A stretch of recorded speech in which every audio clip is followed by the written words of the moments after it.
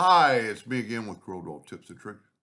Yesterday I did a video on the knife tool, and this is something that would help you do the knife tool.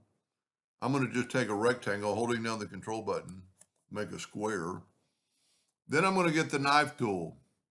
I've got it set on none and automatic, and we're going to get this 2-point line, and I'm just going to start drawing lines. And what that is doing, it's breaking these parts in half, or breaking them in more than half. See, and sometimes it's going to stop on that line. See, like it jumped that line. You cannot, I don't think you can do that. Well, you can.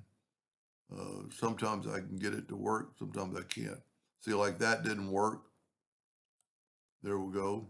Let's do like one more. You know what? Let's throw in a curve line. Use the freehand tool and get that curve. Now, I don't think we have to group it together. And then let's open up under effects and contour. And we're going to contour 0.1 to the inside. Then go up to object. Well, you know what? Instead of breaking the contour part, let's just move them over. And then that way we'll have new objects and I'm sure it'll work. So the same thing, you don't even have to look, just keep hitting them. And you know, when you get to a part that's, I like the curved line, that you've got not filled in, it'll let you know. Then take all these, go up to Windows, Dockers, and Corners,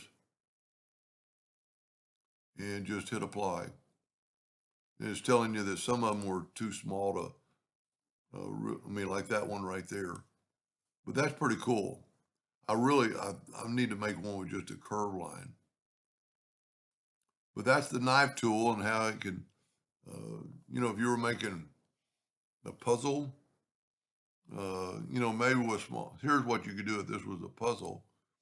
Let's left click, right click. Let's take let's group this together, Control G, and then get the rectangle tool and get right there on the center.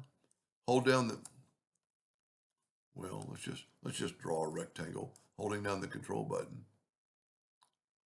And then we can always, because it's a group, we can go EC and that'll put it right in the middle.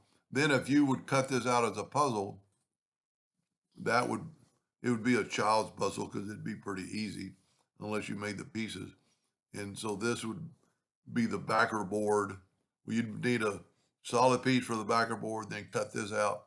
And at the same time, you'd be cutting these out and you could actually paint them different colors. Anyway, hope that helped a little bit. Thank you for watching.